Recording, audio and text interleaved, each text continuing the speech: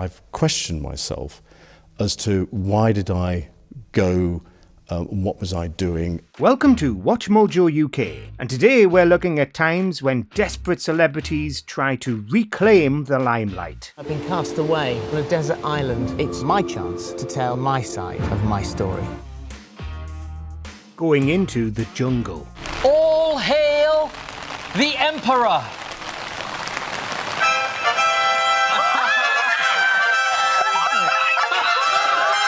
In truth, more or less every single person who's ever gone on I'm a Celebrity has been doing it for attention, usually trying to reinvigorate a dead career. So, we're lumping them all together in one collective I'm a Celeb entry. Though ITV manages to find some big names from time to time, it infamously paid a fortune to get Noel Edmonds on in 2018. For £600,000, Edmonds was chucked in and made the Emperor, only to prove so unpopular that the public voted him off first. That's another thing. I've done a lot of reflecting. I think it's best that I'm on my own.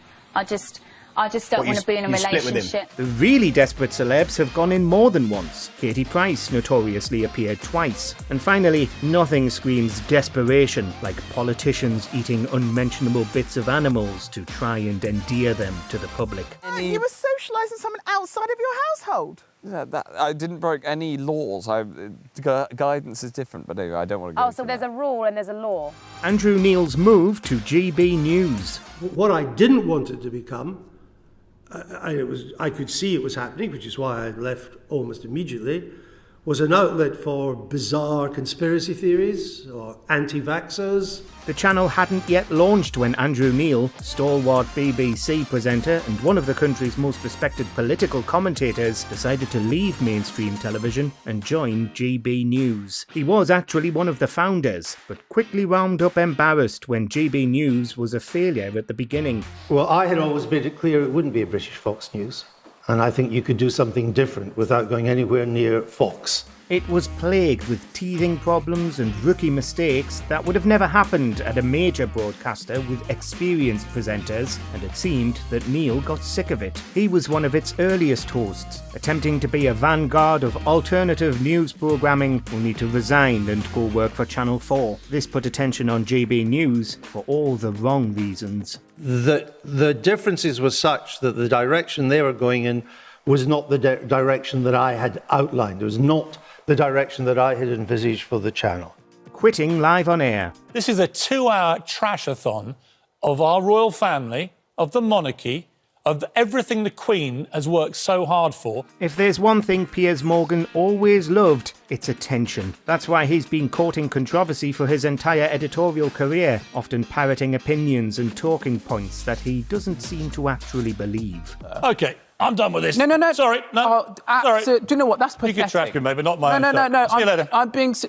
Sorry, can't do This is this. absolutely diabolical behaviour. But in 2021, he decided that he'd had enough and wanted to keep complaining about Meghan Markle without having to talk about other things. After spectacularly storming off the set live and quitting later that day, Morgan eventually began fronting his own show on Talk TV, which now doesn't even air on television but exclusively on YouTube. But now Piers has decided to leave the programme.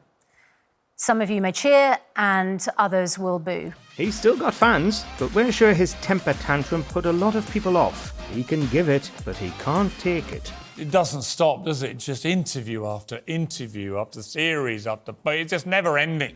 Everything Katie Hopkins has ever said. Do you ever regret saying it or feel you should apologise?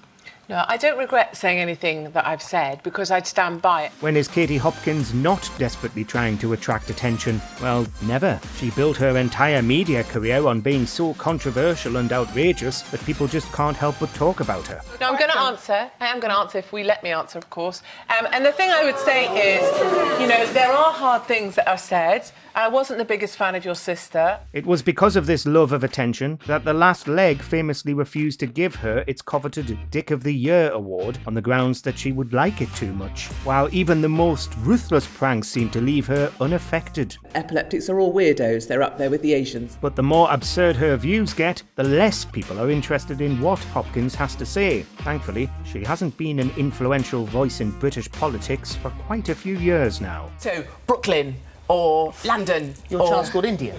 Yes, but, you know, that's because she's... Spare. Well, you've written this very intimate memoir, which I've read, and it's fascinating. It's a very good read. Plenty of people will tell you that everything the Sussexes have done is a cry for attention, from their Oprah interview to their Netflix documentary about their relationship. But we're choosing to talk about Prince Harry's ghost-written memoir, in which he revealed all kinds of lurid details about his life. I know that you yourself are a very private person for being a public figure. You're revealing a lot of things in here. From the story of losing his virginity to an older woman behind a pub, to his anecdotes about how his privates fared in Antarctica, not a stone was left unturned. Says there's only so many revelations the public can stomach. I think we may have exceeded that, judging by the groan in my guts this evening. The reading experience was even odder if you listen to the audiobook, read by Prince Harry himself, and has become one of the most talked about celebrity books in history, so it seemed he got the attention he wanted. Now he's just a gossiping gutter snipe, selling out his family to the highest bidders. Everything James Corden's ever done. You're probably wondering why I'm holding this rose. Another man who thrives on attention and only wants to be popular and beloved by all, James Corden's rise to stardom has been confounding Brits for years. I made a rude comment, and it was wrong. It was an unnecessary comment. It was ungracious to the server. Gavin and Stacey remains immensely popular, but how much of its success is really down to co-creator and co-star Ruth Jones? But of everything he's done, his most egregious publicity stunts are, of course, his Disney-backed Crosswalk the Musical segments on The Late Late Show. Thankfully, we don't get The Late Late Show on terrestrial television in Blighty, but some of his more choice moments went hugely viral, grinding against somebody's car window whilst dressed as a mouse, for instance. I was saying that! I was going to be the person that said that! I'm saying that! Eamon's big interview. But he is the chief narcissist. He is a complete and utter dyed-in-the-wool narcissist. After he and ex-wife Ruth Langsford were unceremoniously dropped from This Morning, Eamon ditched ITV completely, citing its woke agenda as the reason they didn't want him on the sofa anymore. Everyone was team Philip and Holly. But before he fully transitioned to being GB News' breakfast host, he appeared for an exclusive interview with Dan Wootton, where all he did was moan about Phillip Schofield and Holly Willoughby. He really wanted people to listen to what he was saying about ITV stars, their controversies, and the broadcasters' bosses, coming out staunchly against Schofield and Willoughby. But what was happened is that everything at ITV was geared towards making Philip and Holly happy. Yeah. So no one else counted. No one else counted. Despite all this, Holmes has only gotten more unpopular in recent years. But speaking of Phillip Schofield, Castaway. If going on I'm a Celebrity is desperate, going on your own special solo version of I'm a Celebrity is even worse. I know what I did was unwise, but is it enough to absolutely destroy someone? Following his catastrophic fall from grace and departure from television in 2023, Schofield disappeared from public life. But then, Channel 5 announced that it was going to send a celebrity to a remote desert island to survive on their own for 10 days, and lo and behold, it was Scof. I've got a bit of a shock. Right. I'm afraid you've been let go from This Morning. But was Castaway the talked about TV event Schofield and Channel 5 wanted? Well, no, not really. When it actually broadcast, it turned out to be a lot of self-aggrandizing rants, with Schofield banging on about cancel culture while fronting 3 hours of primetime television. At the moment, it's just given me more anguish. The Prince Andrew interview. Another royal, this one's a little different. While Prince Andrew's Newsnight interview made history, it's now known that he didn't think it had gone badly at all. I've questioned myself as to why did I go, what was I doing? Following years of speculation about his highly publicised friendship with Jeffrey Epstein and his refusal to actually cut him out of his life despite Epstein's many convictions, Andrew decided to sit down and talk it all out. I'd taken Beatrice to a Pizza Express in Woking for a party. He wanted to get everything in the open so that people would start to like him again, since he's gradually been pushed out of the limelight the further down the line of succession he got. There's a slight problem with the sweating because I have peculiar medical condition, which is that I don't sweat. If attention is what he wanted, though, that's definitely what happened, and he'll now never be able to return to public life. Before we begin, we publish new content every day, so be sure to subscribe to our channel and ring the bell to get notified about our latest videos. Running for Mayor of London.